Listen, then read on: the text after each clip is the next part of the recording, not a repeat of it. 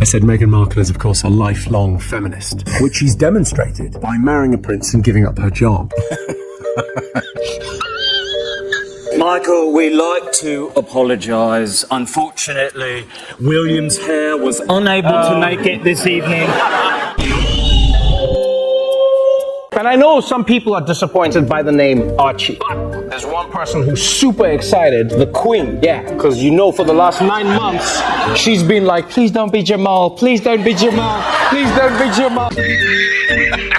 I think Harry's a f***ing twat. Meghan said that she and Harry actually got married 3 days before the royal wedding. Great. Now I feel like a fool for waking up at 5 a.m. to watch two married people get married. Meghan Markle was recently dubbed the most phony feminist in the world by Jimmy Carr. Furthermore, he ridiculed Meghan and Harry for wasting public funds. Harry and Meghan say they'd now like to split their time between spending your money in the UK and spending your money in Canada. It wasn't simply another royal joke, though. The entertainment industry made the decision to quit acting at this point. The result was a hilarious massacre. The gloves came off entirely and what comedians had to say was harsh. However, one famous person went completely crazy on Harry as Jimmy Carr was having a good time. The most vicious royal beating ever captured on tape was inflicted by Kelly Osbourne. You won't be able to speak after hearing what she said. Before we reach to that explosive moment, you must first understand the true origins of this humorous assassination. The royal family, right, if you can imagine, they're like our Kardashian. Prince Harry is very much our Kanye. He occasionally dresses as a Nazi, and he's up. It was cruel to compare the royal family to the Kardashians. However, it struck a different chord when Carr portrayed Harry as the situation's Kanye because all of a sudden, everyone could see the pattern. The unpredictable actions, public outbursts, and ongoing drama. However, Jimmy was not the only victim of this attack. It didn't take long for other comedians to realize they were free to target the progressive princess facade. Mikey and Alex from SNL were really vicious. Say, Miss Meghan Markle is on the American program Suits. Yes, Wednesdays, 8 p.m, USA Network. The only difference between that show and this is people watch this one. Although the criticism of her acting career was harsh, the idea that they were truly relevant was far more hurtful. Whenever the kids are being fussy and not going to bed, she puts on an episode of Suits and they're out. So... what are you doing? Ow! Stop it! Oh, stop it! Your Hollywood credibility is essentially destroyed when comedians make jokes about how your old show puts children to sleep. Meghan was not even getting along with one of her best pals from acting school. Meghan and I are having a very casual conversation about who our acting teachers were at Northwestern, and she said, congratulations on your career, and I said, congratulations on your career. And she said, well, it took a little turn. Tell them to bring me my money. Billy was essentially saying that Meghan would be nowhere else if she didn't marry a prince, which would have given her a major boost in her career. That last remark, which was said with a smile, was pure poison. However, the British satirical puppet program Spitting Image, which depicted them as utterly delusional about their new existence, may have delivered the most degrading derision. California, we're just a regular couple living close to Oprah and far from the paparazzi. Woo! But not too far. The illusion was obvious. Not too distant from photographers, but close to Oprah. Best thing is, no more following Granny's rules. Don't wear your pants on your head, Harry. Don't bath on the butler. To make matters worse, the show portrayed Harry as utterly unaware of reality and reveling in his independence from royal regulations. Play polo in my living room. Who's gonna stop me? Stop that! Right away. The puppet confirmed what everyone had suspected. Harry was a mere man-child who couldn't even play polo without damaging something, and Meghan was still in charge. The actual devastation, however, occurred when Hollywood shut down their whole business plan. It all began when Joe Coy cracked a joke at the Golden Globes that perfectly captured the sentiments of the whole industry. Turns out Prince Harry and Meghan Markle will still get paid millions of dollars for doing absolutely nothing. And that's just by Netflix. In a room full of individuals who actually had to provide material for their deals, that cue was like a ton of bricks. With the emergence of the pay-for-nothing myth, it quickly gained popularity. Bill Maher went one step farther and exposed their underlying hypocrisy. Ridiculous after that.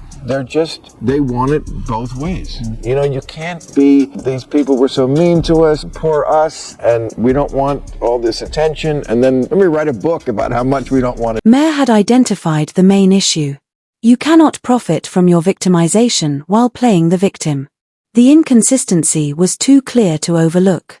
Legendary comedian Ricky Gervais even added to the discussion, highlighting their conceit. Once at a gig, at the back was Harry and William, Madonna and Paul McCartney. Not one of them paid.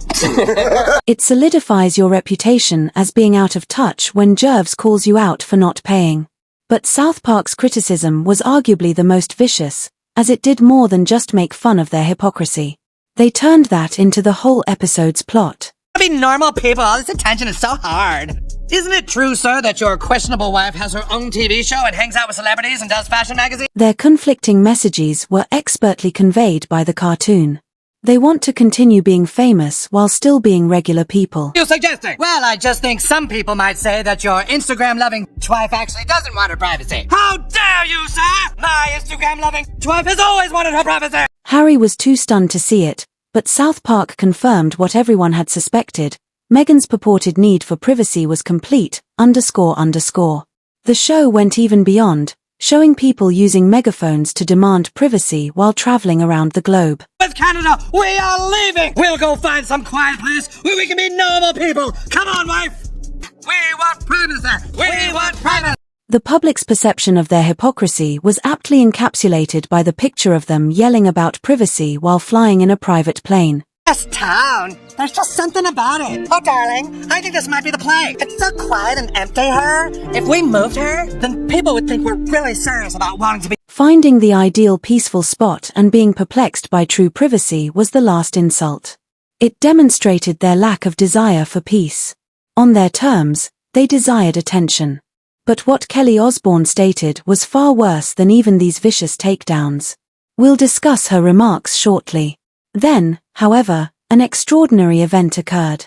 One of the most well-known black comedians, Chris Rock, totally dismantled Meghan's racist argument. Gone on Oprah, I didn't know. I had no idea how racist they were. It's the royal family. You didn't Google these motherfuckers? You know your victim narrative has fallen apart when Chris Rock tells you that you ought to have researched the royal family.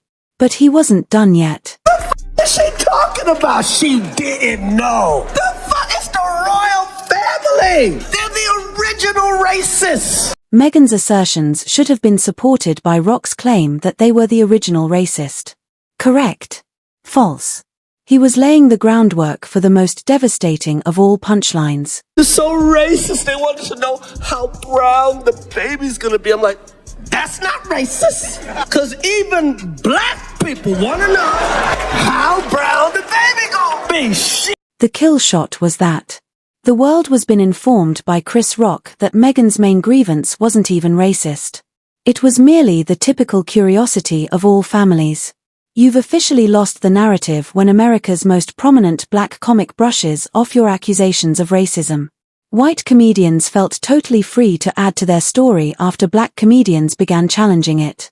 Colin Jost had no mercy. Elon built electric cars, he's going to Mars. Why is he even involving himself with Twitter? It would be like if the Prince of England gave it all up just to marry an actor from Suits. It was a ruthless comparison. Jost essentially compared Elon's Twitter fixation to their entire fairy tale romance, calling it a career-destroying error. And he continued to ruin Harry's life decisions. ABC has announced plans for a spin-off to the hit series Suits. It will focus on Meghan Markle's character's struggle to balance her legal career while also caring for an unemployed immigrant. Because it eliminated all of the royal glamour and made Harry into what he truly was, a jobless man surviving off of his wife's Netflix subscription, the unemployed immigrant Q became legendary. When British comic Simon Broadkin decided to get personal, the insults escalated. He attacked their characters directly rather than only making fun of their behavior. I watched the Harry and Meghan Netflix documentary. Now, I'll be honest with you, before I watched it, I was not a fan of theirs. But now I've actually heard their side of the story, I f***ing hate them. Broken was brutally honest in his confession. He gave them a chance, listened to their side of the story in their documentary, and left even more resentful.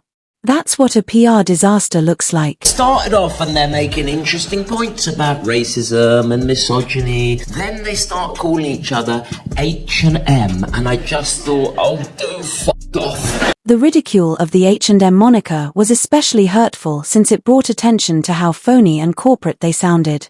Their pet names even seemed like a marketing tactic. They were complaining that to pay for their own security. They were not happy about that. Yeah, they were very worried about their safety, which I get that aspect of things. After 6 episodes, I wanted to attack. After listening to their complaints about having to pay for protection, Brocken expressed his desire to assault them, expressing what millions of others were thinking. Millionaires complaining about necessities. It was a startling disconnect. The most stunning incident, though, was perhaps when Prince Harry randomly singled out Joe Rogan during a press event. One time, I just woke up, I'm in my underwear, I plop down in front of the TV, I turn it on. The moment I turn it on, Prince Harry is talking shit about me. I'm like, Rogan was obviously confused. He is only taking care of himself. Then all of a sudden, a prince is discussing him on TV. know how weird it is when a prince knows your name? He's like, Joe Rogan's giving out dangerous vaccine misinformation! Rogan was immediately struck by the ridiculousness. When royalty is publicly assaulting you and knows your identity, how strange is that? Thought was did I? I might have. That was hilarious. Rogan even wondered if he had truly done something wrong based only on a prince's statement.